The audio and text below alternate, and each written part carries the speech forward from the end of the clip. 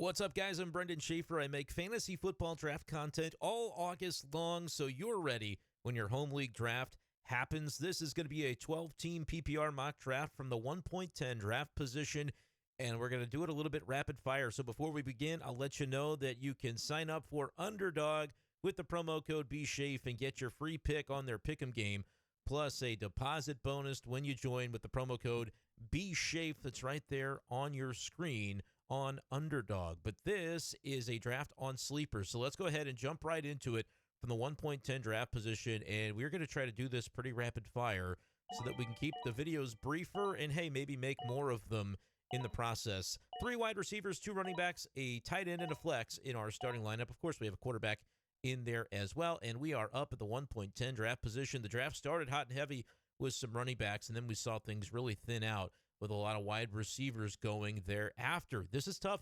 A lot of the guys that I would like to hopefully grab at this point in the draft have already been taken, and so we've got to make some difficult decisions. I don't know whether I trust De'Von Achane to make it all the way back to me, so I want to take a stand on him if possible. It would have been great to see like an Achane McCaffrey turn here at the 1.10 and the 2.3, but I don't think it would have been possible to get both unless I went McCaffrey and risked it with Achane. I want Achane this year, and I'm pretty excited to have him. All right, we're going to look in round 2, though, here and understand that Bucky Irving, Jonathan Taylor, Chase Brown, all those guys are going to be gone by the time we get to the 3rd round. So let's find our best wide receiver on the board, and we believe that is Brian Thomas, who happens to be as well at the top of the ADP.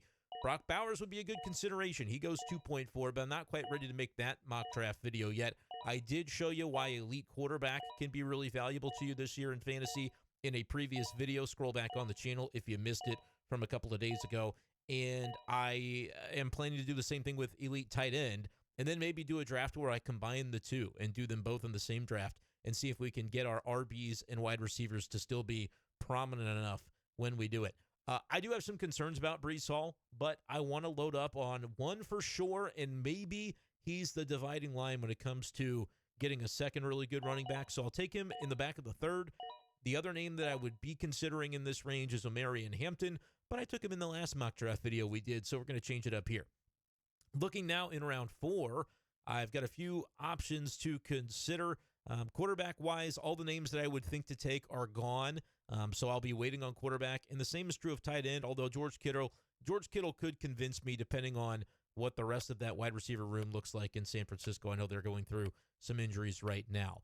4th round pick, though, I think Devontae Adams is interesting. Rashee Rice would be a luxury pick if he was my 3rd wide receiver, but with the suspension, I'm going to go ahead and go with Devontae Adams here. I don't usually like to steer toward as many older players, veteran players, because I want young guys that possess a lot of upside, but as it stands, I'm okay with a 4th round pick on Devontae Adams. Let's look at the wide receivers that are likely going to be considered here, because once again, think strategically when you're in your draft room. I've got 2 running backs. I don't really need a 3rd one, not in the PPR format and not for quite a while in the draft. And look at all the names. It's the dead zone names like James Conner, Joe Mixon just went. I just have no interest in that area of the draft. I do have interest in a guy like Xavier Worthy dropping to the level that he has here. Ted McMillan, I would love to see drop to me in the 6th. Since Tet is lower in ADP, we're going to go ahead and take Worthy first, but McMillan ends up going right after us in the 5th. It happens. That being said, there are still some wide receivers on the board as I look to fill out wide receiver 1, 2, 3, and my flex as best as I can with wide receivers. I'm looking at Travis Hunter, but I already have Brian Thomas. You could be a little riskier in your flex, though. There's things we don't know about what it's going to look like for Travis Hunter. We'll take Jalen Waddle, though. That's the direction that we feel pretty good about going here. As our flex, that just feels like incredible value, the wide receiver 2 for Tua Tagovailoa. I normally don't love to steer into having 2 guys from the same team unless it's a smash. In my last draft, I did it with Chase and Chase Brown toward the top of the draft, 2 Bengals. I do have Achane and Waddle. That would be something that if I were drafting a real draft and not trying to rip these picks all within 30 seconds, I maybe reconsider. Olave, Addison, even Pickens are other guys that I would have considered. But I like the value on Waddle, and he's just a flex, so I don't really have to feel too bad about that. I don't yet need another running back. It's too early for me to grab the quarterback, so I'm going to go ahead and pick out a bench wide receiver that I really like.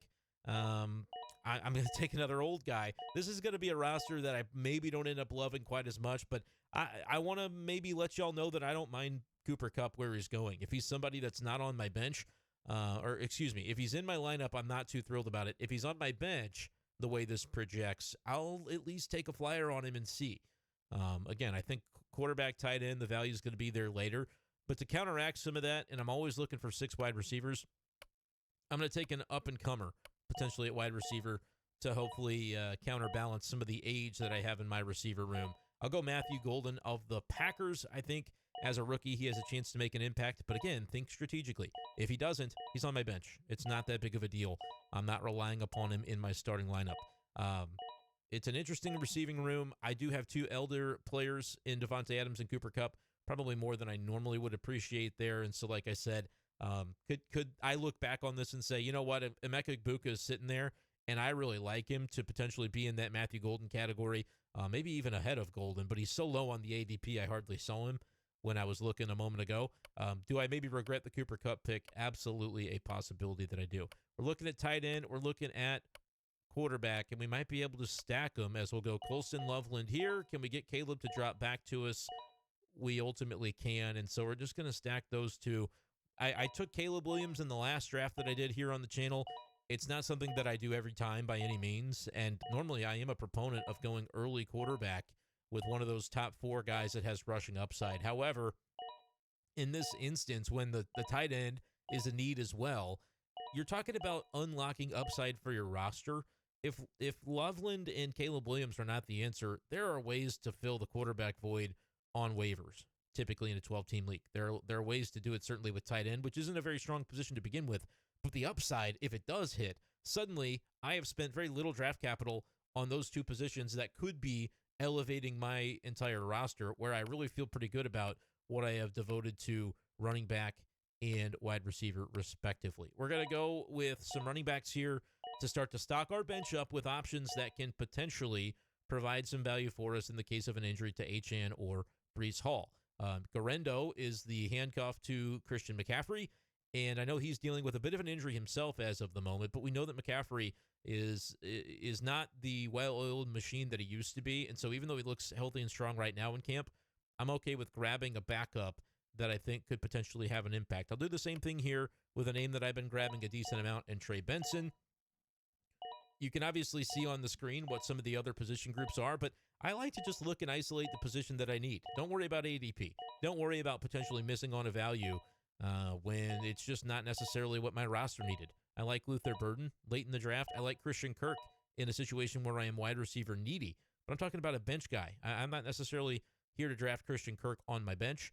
That would be a guy that I would maybe target as a flex if I had already drafted an early quarterback and an early tight end and 2 early running backs. But as it stands, I just didn't feel like a Christian Kirk is necessarily an archetype of player that I needed. Down to the very bottom of the roster, you could go a couple of different ways with this. I think since I did incur a little bit of risk at the tight end position, drafting a rookie, you never know what a rookie tight end might give you. I'll go with like the tried and true. Mike Gesicki's got a contract with the Bengals, and so if worst comes to worst and for whatever reason I can't rely upon Colston Loveland, I'll throw Mike Gesicki in there. But likely I'm feeling pretty good about things because of the way that I lined up that turn with Caleb Williams and Loveland. I don't mind that at all because I was able to prioritize Achane and Hall as my running backs. I prioritized the wide receiver position by snatching up Brian Thomas, who I think is elite, Davante Adams, who I think is a good value there, but he's riskier. He's older. He's tied to Matt Stafford, and so that might not be somebody that when it really gets to the end of August and early September, I'm drafting. If I'm going to incur some risk, maybe I should have done it with Rashee Rice and just said, yeah, he'll be suspended early, but I'm really going to trust him when the playoffs come versus Davante Adams. Evans is in that boat too. I just didn't feel like I liked Evans very much at that spot in the draft. Metcalf, Sutton, DJ Moore went off the board. I honestly like this crop of players. It's just where I fell in the draft. I like Jameson Williams, Devontae Smith, and Zay Flowers a lot. In reality, I could have drafted one of them all the way here at the 4.2 or 4.3 rather, and then swung on the way back whoever ended up falling to me. Would it have been a reach? Absolutely. But would I feel better about my roster with Thomas, Jamo, and Worthy? Yeah, maybe. It's just a different archetype of a player. Adams should be fine because I think he's going to be seeing a lot of targets. It's him and Puka Nacua, but it is that Matt Stafford injury that kind of has me concerned. But with Waddle and then a upside with a guy like Golden off the bench at wide receiver, and look, I think as I look back on it, I wouldn't put Adams and Kupp on the same roster because you're relying on too many players with age. But again, I think Cooper Kupp, if it doesn't go well for him early, you could cut him. You could end up cutting him for a player that can help you off of waivers. I just normally don't like to do that with a pick as valuable as the 7th round. So I showed you Cooper Kupp. I did it because I was wanting to highlight that that's a player that I am going to have some interest in drafts this year, but only really if he falls. If he falls and I'm in a spot where, man, I could use somebody like that in my flex because I've prioritized other positions. That's not really what happened here, and so I don't know if Kupp was as good of a fit for this roster, but those are the types of things you can do and learn from as time goes along. So that's the point of these videos, and we'll have plenty more of them to come. Appreciate you guys for tuning into this one, and you can catch us next time on the channel, and make sure to check out that Underdog link in the video description below if you'd like to sign up and do some best ball drafts on Underdog. Can really get you sharp for when your real drafts happen later on this month. That's going to do it for this edition of the Mock Draft Series. We'll talk to you next time on the channel. Peace.